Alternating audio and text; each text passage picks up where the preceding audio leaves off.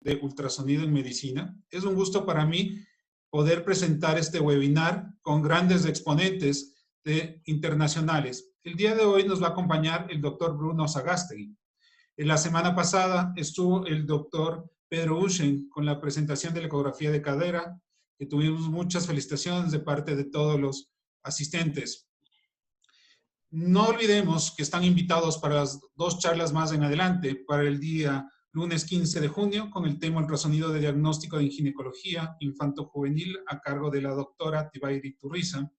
Y para concluir el día lunes 22 de junio, estaremos con el tema visión general de la ultrasonografía en el área crítica pediátrica y neonatal con el doctor Rolando Dávila Salcedo. Agradecemos el auspicio de la Sociedad Ecuatoriana de Pediatría y a su presidente, el doctor Fernando Aguinaga, a la Sociedad Ecuatoriana de Cuidados Intensivos Pediátricos y a su presidente, el doctor Alfonso Rivera, a la Sociedad Ecuatoriana de Ultrasonido en Medicina y a su presidente, el doctor Ramiro Pilatazzi.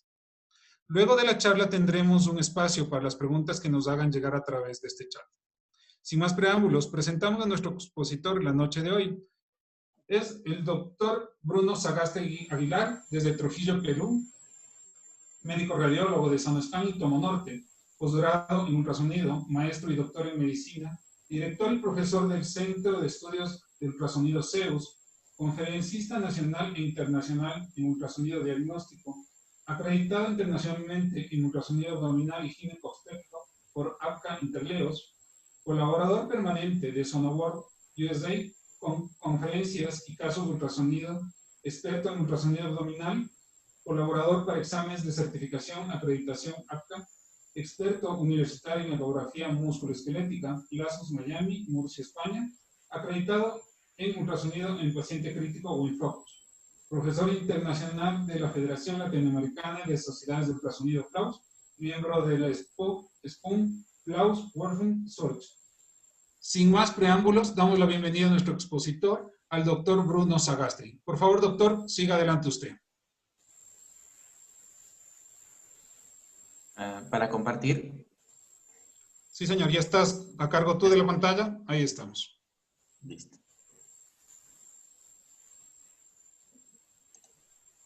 Bueno, buenas noches, colegas.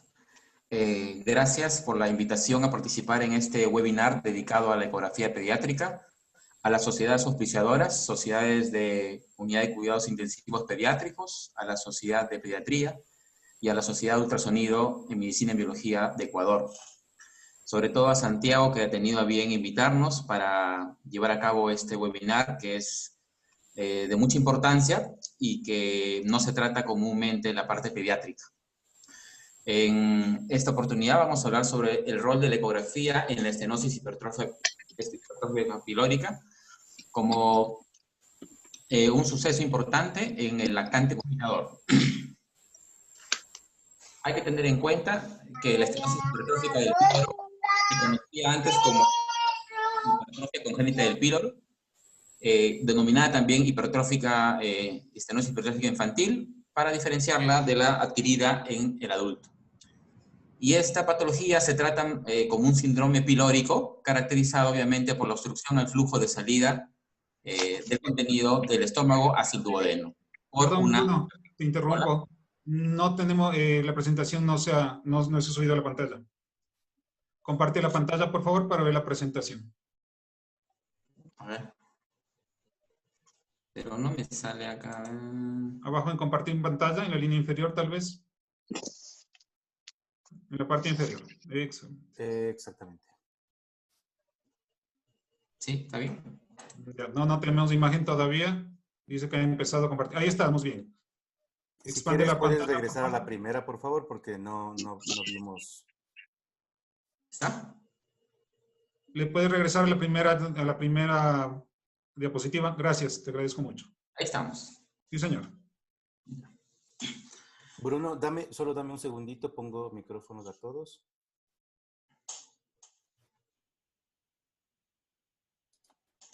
Ahora sí. ¿Listo? Ya. Bueno, agradecimiento a las sociedades ecuatorianas de medicina pediátrica intensiva, la misma sociedad de Pediatría y la Sociedad de Ultrasonido en Medicina en Biología de Ecuador por la invitación, sobre todo a Santiago por haber tenido digamos, la bondad de invitarnos para participar de este webinar en pediatría. Vamos a hablar en esta oportunidad acerca del rol de la ecografía en la estenosis hipertrófica pilórica como dentro de un abanico de causas en el lactante vomitador.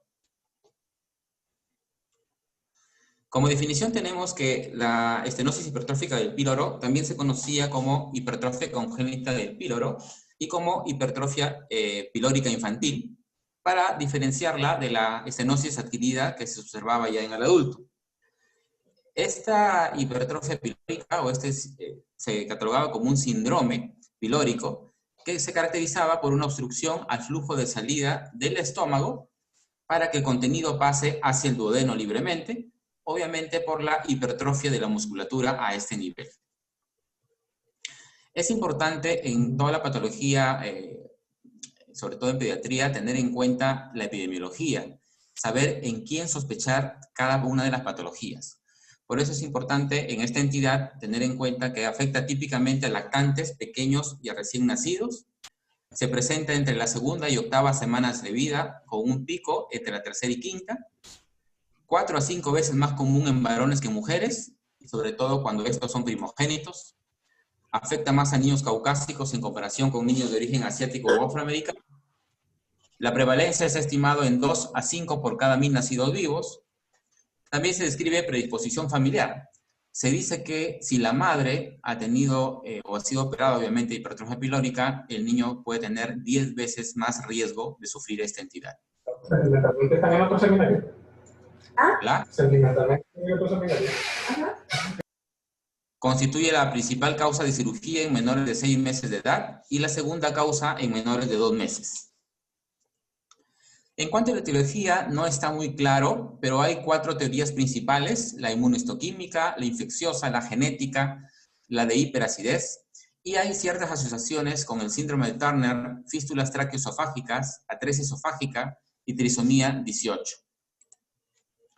En cuanto a la patofisiología, hay que tener en claro que la hipertrofia e hiperplasia de la musculatura lisa del esfínter pilórico va a reducir el canal pilórico y luego va a llevar a una obstrucción completa. Esto hace que el contenido del estómago no pueda fluir fácilmente a través del píloro estrecho. En un intento de empujar y vencer la resistencia, ocurre un incremento del peristaltismo de forma vigorosa del estómago para tratar de vencer a esa resistencia. Al no poder, se van a llevar a cabo vómitos persistentes y la consecuente dilatación de la musculatura gástrica. El infante, obviamente, con el tiempo va a desarrollar deshidratación y alcalosis hipoclorémica. En cuanto a la historia clínica, es importante tener en claro que el síntoma más característico son los vómitos postprandiales, pero no son biliosos y son progresivos hasta llegar a ser incluso en proyectil, que eventualmente impiden la alimentación adecuada del lactante. Esto, consecuentemente, va a llevar a una pérdida de peso por disminución del aporte de calorías y por deshidratación, y es importante tener en cuenta que por lo general el recién nacido ha tenido previamente un periodo libre de vómitos. Es decir, el niño no nace con una hipertrofia pilórica, nace normal y en el transcurso de los días o semanas comienza a tener esta patología. Y de los antecedentes más importantes es indagar sobre todo por el uso de eritromicina macrólidos en las 2 primeras semanas de vida, ya que estos son procinéticos y aumentan la contractilidad gástrica. Y también es importante indagar sobre los antecedentes familiares. En cuanto al examen físico, el vómito, la onda peristáltica, la oliva pilórica y el estreñimiento son los signos cardinales para este diagnóstico. Ahora, para tener en cuenta y el examen físico encontrar la famosa oliva pilórica, generalmente los niños están desnutridos y deshidratados. Y les digo honradamente que muy pocas veces llegan a nuestro consultorio niños en este estado de deshidratación. Generalmente todavía están gorditos, no están todavía deshidratados o desnutridos. Pero se describe en la literatura la oliva pilórica. Miren acá en esta pieza quirúrgica el estómago completamente distendido, dilatado y la hipertrofia del píloro. Y acá la onda peristáltica que va de un lado a otro ¿no? Pero en pacientes generalmente desnutridos es donde se observa esto, ¿no?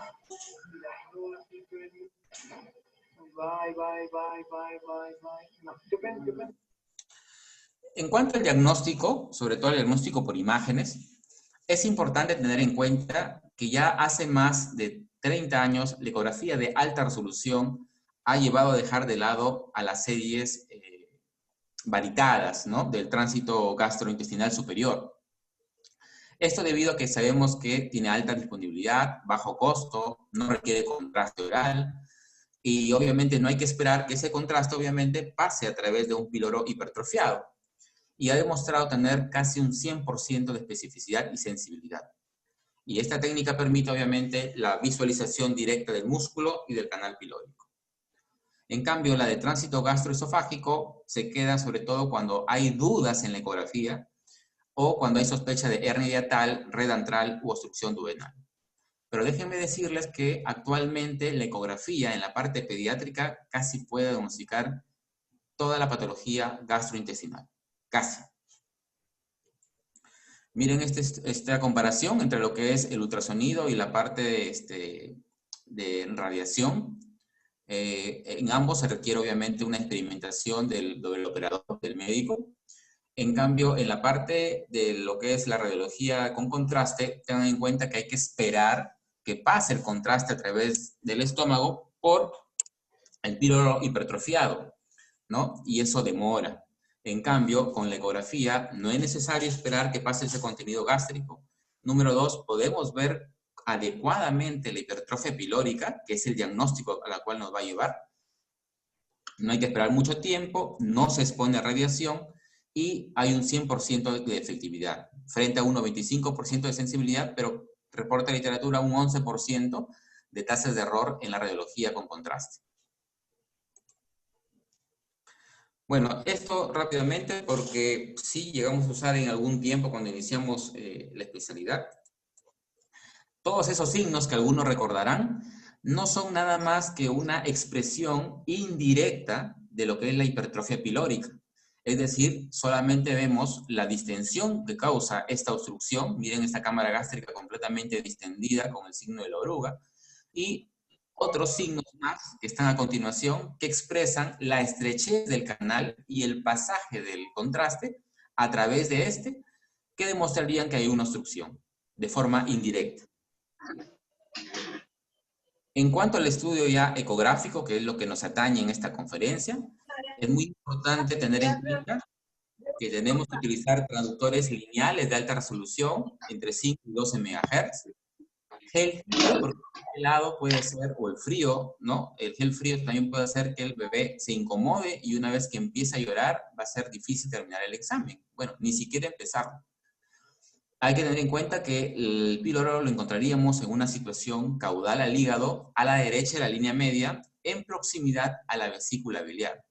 Cuando el paciente está muy distendido y está con mucho vómito, inclusive se puede colocar una sonda nasogástrica para descomprimir la cámara gástrica. Y también, en ocasiones, se puede poner al bebé en decúbito lateral derecho. Miren acá esta imagen. Acá tenemos un estómago. Esta acá es la pared delgada hipocogénica del píloro. Acá también abajo. Y acá estamos viendo que el contenido lácteo está pasando hacia el duodeno. Esto es algo normal. Y acá también tenemos un video en el cual demostramos la cámara gástrica. Miren el antro que está abierto el canal. Acá está el contenido lácteo. Y dense cuenta a este nivel cómo va a pasar el contenido. Ahí está pasando hacia el duodeno. ¿Sí? La pregunta que tenemos que hacernos ahora es entonces, ¿qué evaluamos? Hay que evaluar el diámetro longitudinal, el diámetro antero-posterior y el espesor de la muscular. De esa forma como está en la diapositiva. Ahora, hay muchos artículos al principio de todo esto, cuando empezó, que decían que la longitud del canal no era muy fidedigna, había muchos rangos en cuanto a la medición.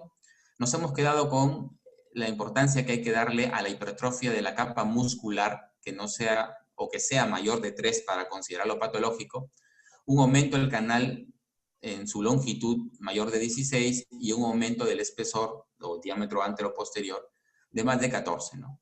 También hay que visualizar el estrechamiento del canal, que a veces puede tener hipertrofia de la mucosa también, ¿sí? Acá tendríamos la hipertrofia muscular, generalmente hipocogénica, en corte sagital, y esta es la hipertrofia de la muscular en corte axial. Hay que ver también aumento de la peristalsis gástrica con ausencia del pasaje por el canal pilórico. Lo importante acá, colegas, es la observación dinámica que el píloro debe estar hipertrofiado durante lo que dure el examen y no evidenciar pasaje de contenido gástrico hacia el duodeno a través de este canal que supuestamente está obstruido por la hipertrofia muscular. También hay estudios acerca del incremento de la vascularización al estudio Doppler causado por la hiperemia, en la cual demuestra que al estudio color, miren cómo está incrementado este flujo. Este es un corte sagital y este es un corte transversal, de forma radiada. También utilizamos el efecto, si recordarán, lo que es todo lo que se aleja del traductor codifica de azul y todo lo que se acerca codifica de rojo. Acá en esta imagen se está verificando que el contenido gástrico está pasando, a pesar de que este píloro tiene una gruesa, está pasando y se codifica de color azul, que se está alejando ese flujo del estómago que va hacia el duodeno. Y acá tenemos un video en el cual vemos una moderada distensión gástrica. Miren, acá está el contenido lácteo, la hipertrofia muy marcada de la muscular y con la hiperemia respectiva al estudio Doppler. No vemos que haya pasaje de contenido del estómago hacia el duodeno. De todo esto es importante que a pesar de que haya muchas medidas, y les digo, nos quedamos con el grosor de la muscular y con el diámetro longitudinal del canal, es importante ver la apariencia, que esta apariencia de hipertrofia que va a tener este canal permanezca durante todo el estudio, ¿no? Porque a veces podemos ver que este canal lo vemos entre comillas hipertrófico y resulta que después se distiende la cámara gástrica y vemos que se abre el píloro y pasa el contenido lácteo. Probablemente se trate entonces de un espasmo pilórico. Por eso es muy importante la observación durante el examen de la imagen se permanezca de la misma forma. Esta diapositiva, esta imagen, ustedes lo habrán visto en el libro de la CERAM, que es muy importante como una mnemotecnia para acordarse de las medidas. Nos dice que nos acordemos siempre de pi, píloro, 3.1416, en la cual 3 sería el píloro normal menor o igual a 3 milímetros, el espesor de la muscular, ¿sí? El diámetro pilórico o antero-posterior que sea menor o igual a 14 y la longitud del canal pilórico entre 16 a 17 milímetros. Acá tenemos ese esquema en corte transversal, donde también se pueden ver las diferentes capas, mucosa, submucosa, muscular y serosa del píloro, la relación que tiene lateral al estómago y medial y un poco inferior a la vesícula biliar, que son reparos para tener en cuenta en su localización. Miren acá esta imagen igual, la mucosa y la muscular hipocogénica engrosada. Acá también tenemos al píloro ya de forma dinámica en un video completamente redondeado, ¿sí? La mucosa hipertrofiada, está gruesa, ecogénica, y la periferia que sería la muscular. En este corte sagital también de la CERAM, donde vemos lo mismo, el píloro con su capa muscular hipertrofiada, la mucosa, la mucosa submucosa y acá sería la serosa, en corte sagital. Nuevamente, para ver las diferentes capas que se ven muy bien por la ecografía. Y tenemos acá el píloro en sagital. Miren cómo un poco de contenido quiere pasar por el píloro, pero se regresa, no puede pasar, no puede vencer la resistencia que genera esta obstrucción. Y acá está la cámara gástrica distendida, en sagital. Hay algunos signos, ¿no?, que se consideran primarios, que tenemos el signo del cérvix cuando está en sagital el píloro y el signo del ojo de buey en diana en corte axial. Miren acá tenemos el píloro en corte sagital y nos haría recordar pues a un cérvix, a un cuello uterino, que también lo podríamos ver parecido en la ecografía del cérvix en comparación acá con la del píloro. En corte axial, igual, vemos esta imagen redondeada del píloro que nos hace recordar a el ojo de buey, a la diana, algunos dicen también que al signo de la dona, y en esta imagen tenemos el ojo de buey, diana, dona en axial, que sería el fondo, el trasfondo sería de un hígado con metástasis. Este también se caracteriza como metástasis en ojo de buey por la forma, el centro ecogénico y la periferia hipoecogénica, parecido al píloro. Hay signos secundarios también de esta entidad, como el signo del doble conducto, en la cual dentro de la mucosa hipertrofiada se retiene un poco de líquido, ¿sí? Y tiene apariencia, a veces así, lineales. Como ven acá, este es un corte sagital, miren esta línea hipoecogénica, acá hay otra, y acá en corte transversal o axial tenemos otro signo del riel, que nos hace recordar al riel del tren. También tenemos la presencia del prolapso de la mucosa, que se imagina a la cámara gástrica, miren de esta forma, ¿sí? Y se denomina el signo del pezón antral, obviamente por la similitud que trae con el pezón. También tenemos el signo del paraguas u hongo, ¿sí?, que es el pasaje escaso que tiene a través del canal del contenido lácteo, ¿sí?, y el acúmulo que tiene a este nivel antes de pasar al duodeno, que tiene la forma de un hongo, algunos lo refieren también como la forma de un paraguas. Y estos signos también se ven en el estudio radiológico varitado, es que también tiene una gran utilidad de la ecografía. Vemos los mismos signos y más en la radiología varitada. Este otro signo es el signo de la oruga, en la cual se demuestra la peristalsis incrementada de la cámara gástrica para tratar de vencer la resistencia que opone el píloro, que está hipertrofiado, para pasar el contenido lácteo a través de este. Como si la oruga estuviera reptando, tratando de vencer la resistencia para poder ingresar su contenido hacia el duodeno. Signo de la oruga, cortesía de mi profesor Pedro Uche. También otros signos, ondas peristálticas aumentadas en el antro gástrico, dilatación gástrica con líquido y mínimo vaciamiento gástrico. Miren esta imagen de acá, este video, bastante dilatación de la cámara gástrica con contenido lácteo, muy distendido, y estamos tratando de buscar acá, ahí está, el píloro. Este píloro estuvo muy posterior por la marcada distensión gástrica. Tuvimos que hacer maniobras de poner al bebé de cúbito lateral derecho y dirigir el traductor de forma cefálica también. Miren acá el píloro. Pero este es para demostrar la gran distensión de la cámara gástrica. ¿Qué causas nos podrían llevar a cometer errores en el diagnóstico de la estenosis hipertrófica pilórica?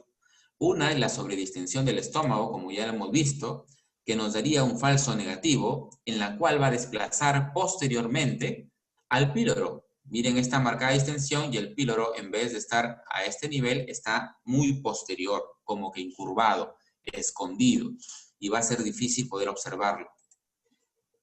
También podemos hacer cortes tangenciales, en vez de ser a nivel sagital medio, nos pueden dar el falso dato de un engrosamiento, cuando en realidad nos dio un falso positivo y cuando en realidad eso es por el corte mal realizado. No son cortes en la parte media, sino son tangenciales.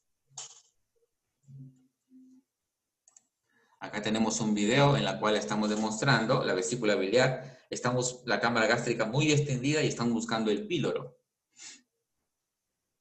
Miren dónde está el píloro. La vesícula, el píloro está incurvado hacia la parte posterior. que fue difícil visualizarlo en este paciente, pero con un poco de paciencia. Recuerden que los videos son un poco rápidos en el sentido de que el bebé normalmente respira rápido. Muy pocos bebés estuvieron dormidos durante el examen, así es que estuvieron muy activos. Hay que tener en cuenta ciertos puntos acá. Punto número 1, que hay que observar adecuadamente que no haya pasaje de contenido gástrico hacia el duodeno. En estas imágenes del Laceram vemos claramente cómo la muscular del píloro se encuentra hipertrofiada con 5.6 milímetros en ambas imágenes, ¿sí? Pero en un inicio el diámetro sagital del canal estaba en 21.3 y posteriormente en 17.7. Es decir, este canal se acortó y se apreció un poco de pasaje de contenido hacia el duodeno. Esto es muy importante tener en cuenta, porque si nosotros vemos que inclusive se abre completamente después el canal, a pesar de que tenga un píloro hipertrofiado, puede ser que en un momento estemos ante un caso de píloroespasmo, porque lo ideal es que no veamos que pase nada del contenido gástrico hacia el duodeno. Así que, como dice acá la literatura, es importante ver que no haya pasaje de contenido gástrico hacia el duodeno, porque eso nos hablaría de una relajación del canal pilórico, y eso es un punto importante para realizar el diagnóstico. Punto número 2. ¿Un paciente con ecografía normal puede desarrollar una estenosis hipertrófica pilórica? Miren acá este caso. Un lactante de 10 días presentaba episodios de vómito no biliosos, pero no eran tan intensos. Realizaron acá la ecografía y se encontraron con un espesor de la muscular delgada, el píloro, el canal estaba abierto y había pasaje de contenido hacia el duodeno. Se fue, llegó a su pediatra, 12 días más tarde los síntomas se incrementan, se vuelven más intensos, el bebé ya no toleraba nada la lactancia, todo le expulsaba. Entonces, lo envían nuevamente para su evaluación y en este momento se evalúa ya que tiene una marcada hipertrofia pilórica. ¿Sí? Entonces, es importante tener en cuenta que la clínica siempre va a preceder a la imagen.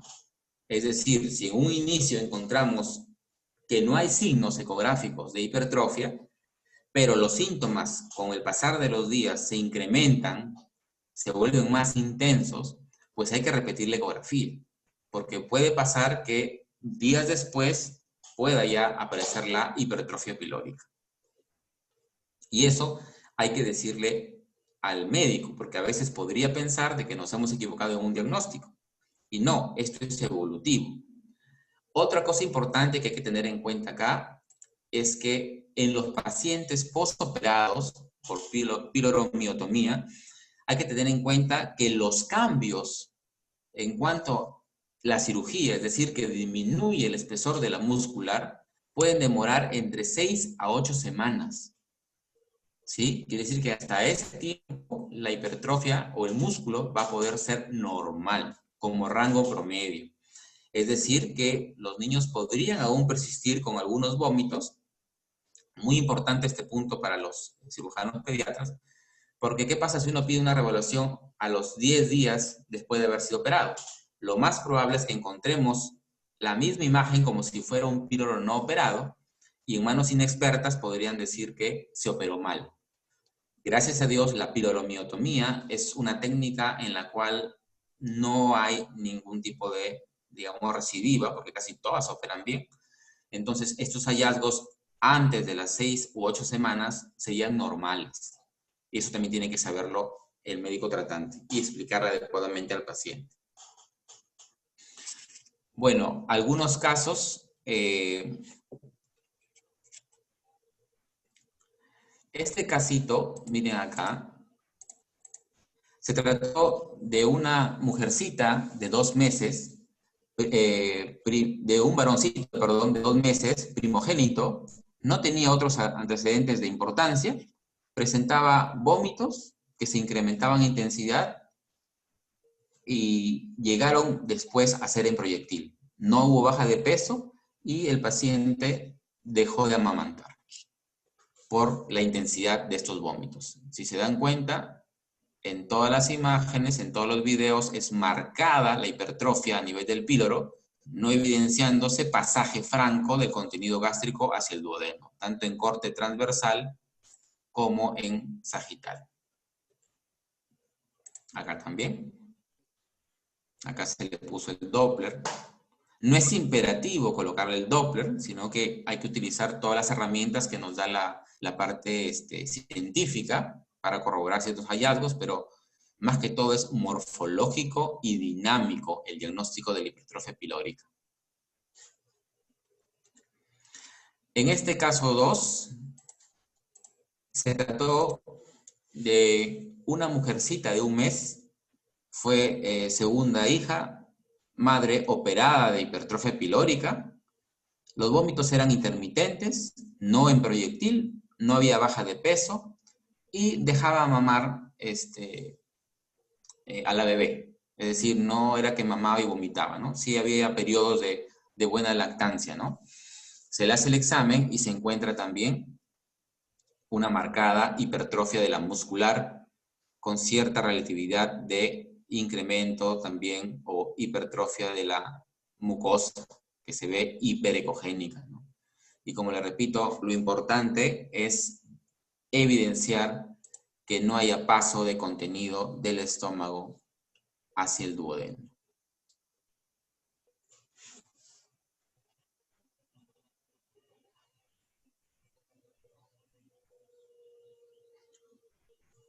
Y este último casito es un varón de 3 meses, primogénito. Por ahí nos refirieron que recibió eritromicina en los primeros días. Tenía vómitos en proyectil. Cuando llegó al consultorio no tenía tolerancia al pecho. Estaba un poco baja de peso. E inclusive llegó a vomitar en nuestro consultorio. Prácticamente por la epidemiología y el cuadro clínico que refería la mami y lo que evidenciamos en el mismo consultorio, era típico de una hipertrofia pilórica.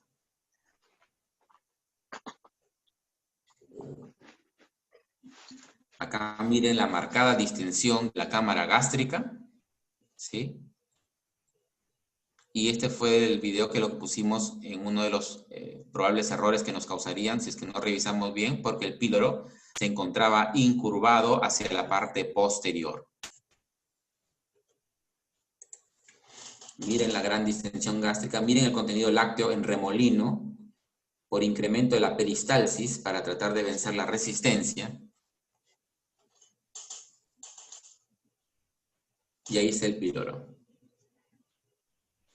Acá está el píloro.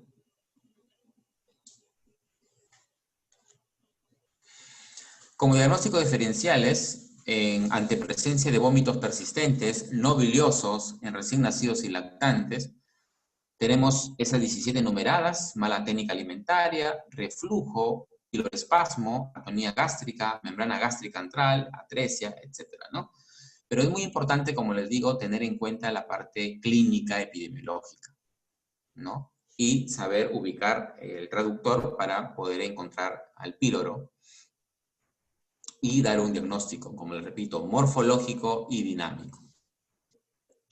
Entonces miren este algoritmo en la cual nos presenta ante un recién nacido lactante entre 2 y 8 semanas de vida con vómito, si hay una historia clínica completa, anamnesis completa,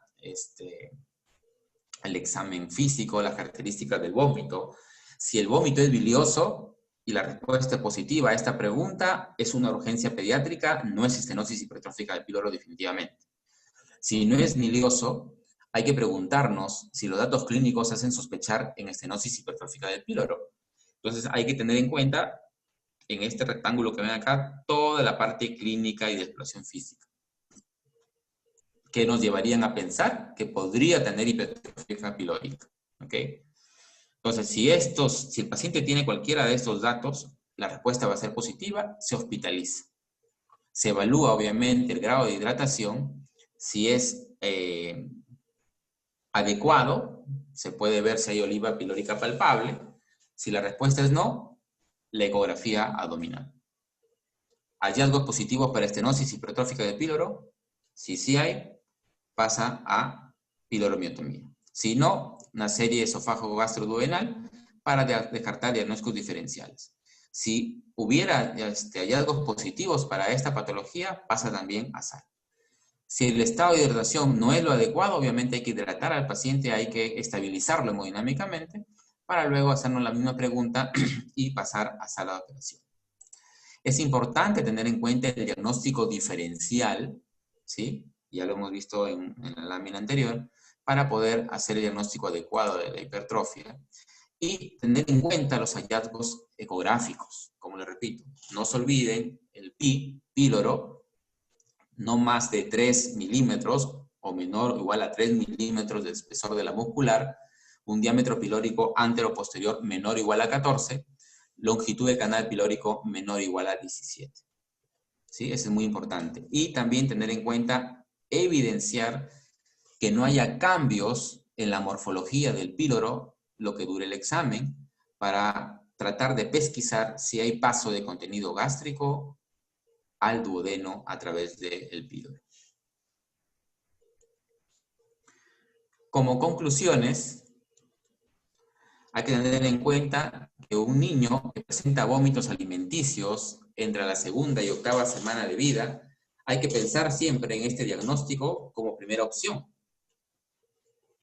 Hay que acordarnos de la regla mnemotécnica píloro para tener a la mano las medidas básicas de medición, teniendo en cuenta el espesor de la muscular, el diámetro antero-posterior y la longitud del canal pilórico.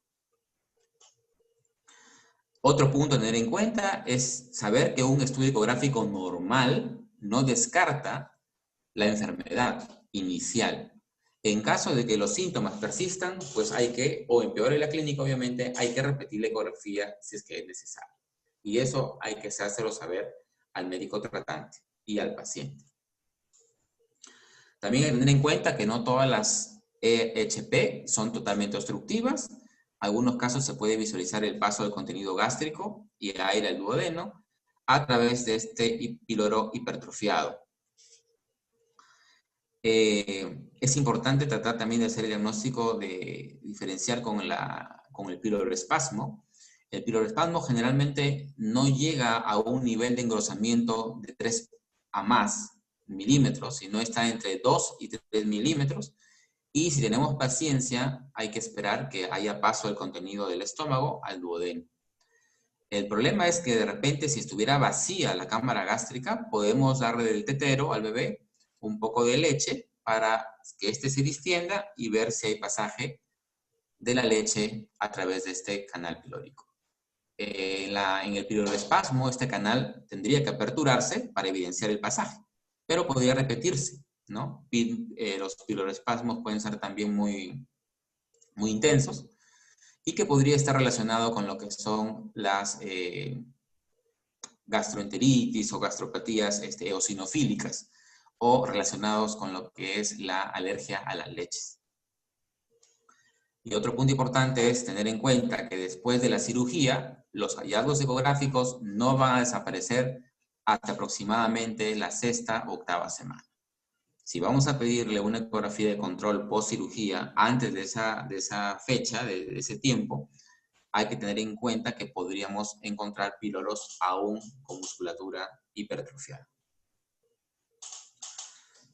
Bueno, algunos colegas que se enteraron de la exposición me pidieron que por favor, si podría dar algunos ejemplos de cómo redactar un informe en casos de normalidad o en casos de que sea patológico. Bueno, y acá se los estoy brindando. Un informe normal, como descripción, píloro alargado de tantos milímetros, con un espesor de la muscular de tantos milímetros y un antero-posterior de tantos milímetros. Se aprecia apertura del canal pilórico con pasaje de contenido lácteo hacia el duodeno, cámara gástrica no distendida. Eso sería si es que es normal. Como conclusión, no signos de estenosis hipertrófica pilórica al momento del examen. Tienen que colocarlo de esa forma para que el médico tratante y la paciente sepa que podría, si es que persisten los síntomas o empeora el cuadro clínico, podría desarrollar una hipertrofia pilórica posteriormente. En cuanto al informe patológico, podría ser píloro alargado de, en este caso, 23 milímetros, un espesor de 6.9, un diámetro antero-posterior de 19, no se aprecia apertura del canal pilórico ni pasaje de contenido lácteo hacia el duodeno, cámara gástrica, si es que está distendido o no, pues, ¿no? En este caso le hemos puesto marcadamente distendida, con incremento de superistaltismo. Conclusión, signos de estenosis hipertrófica pilórica. Si tuvieran Doppler, pues en la descripción también colocan cómo es el patrón de flujo que tiene el píloro, inclusive también puede haber vascularización en la mucosa. Pero así tendría que describirse. Recuerden que esto es evolutivo, ¿sí? En un momento puede que no haya signos ecográficos, pero posteriormente, pasando los días o la semana, puede ser que si empeora el cuadro clínico, se marque definitivamente una hipertrofia pilórica. Hay dos cosas que pueden pasar.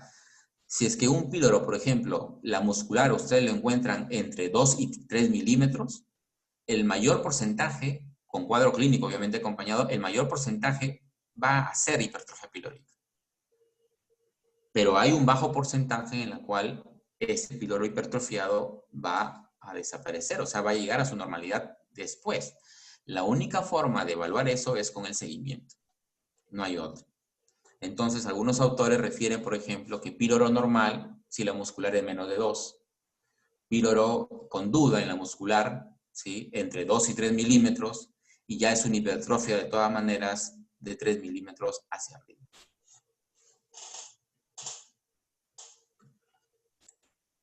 Bueno, Santiago, ya hemos terminado. Muchas gracias por su paciencia.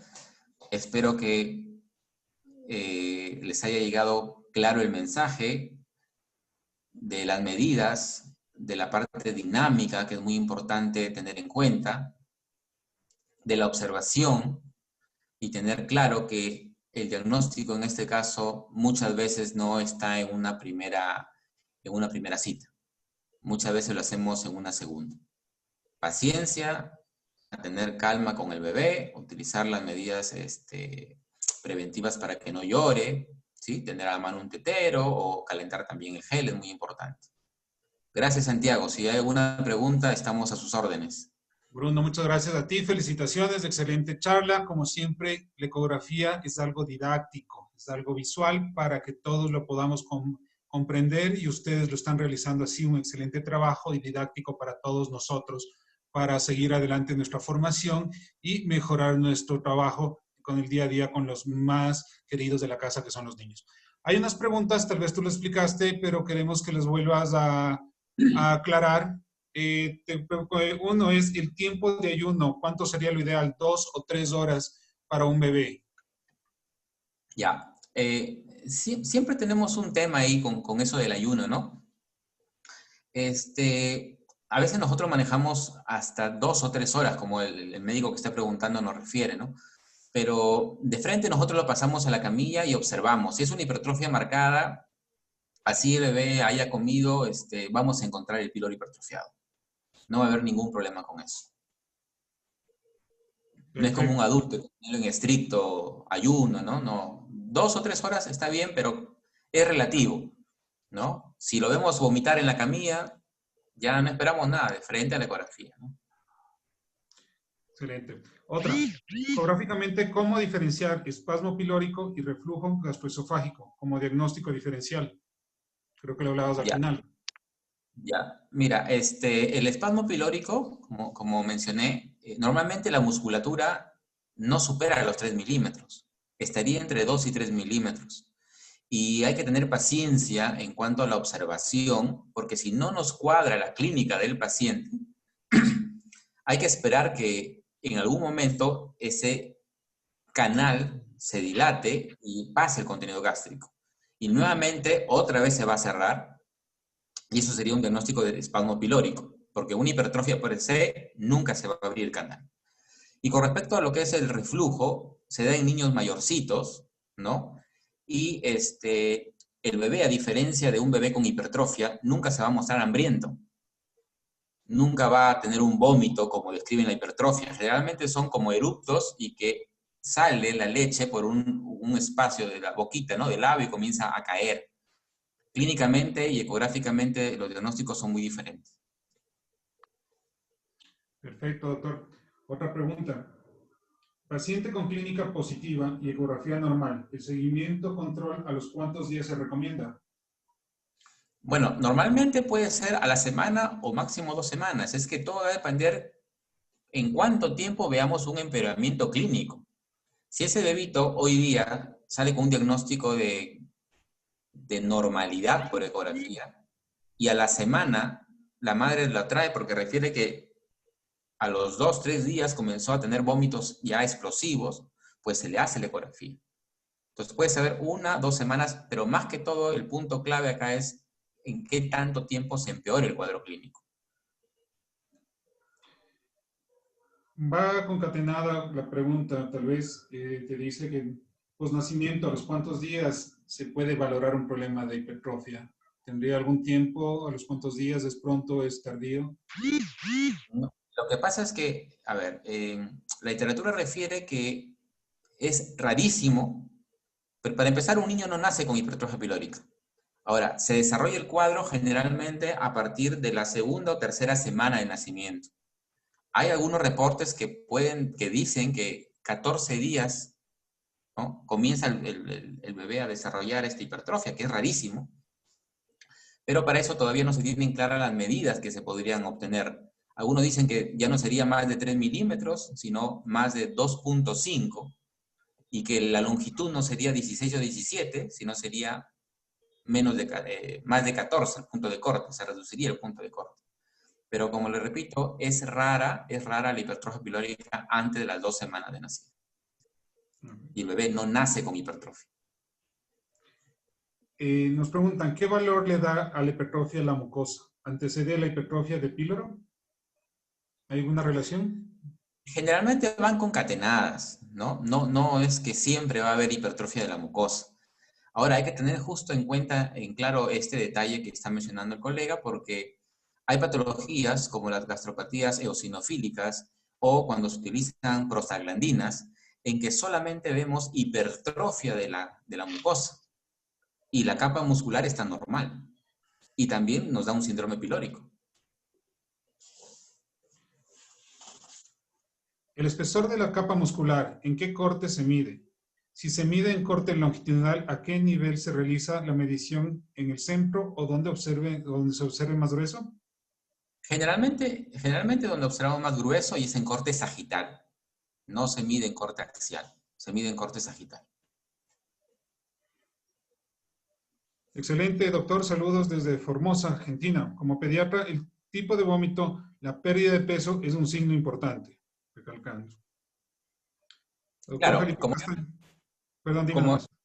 como te mencioné, bueno, no sé los demás colegas, de repente con más experiencia, más tiempo que yo, no me llegan pacientes deshidratados o desnutridos. Que antes la literatura refería, ¿no? Hay imágenes que he puesto ahí de la oliva pilórica, ¿no? De la onda peristáltica. Generalmente cuando el paciente está muy deshidratado podemos ver esos signos al examen físico, ¿no?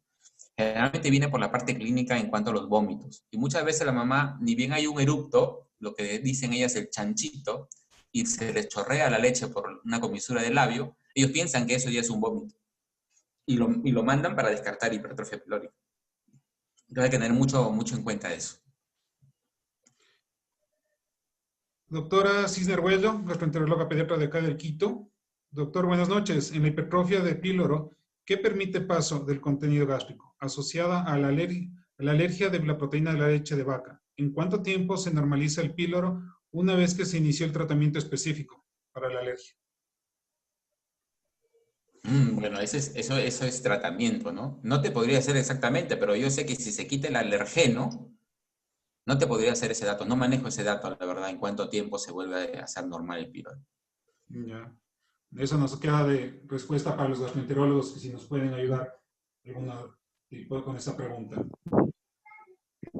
Si el estómago no está distendido, ¿aún es probable que exista estenosis de hipertrofia pilórica?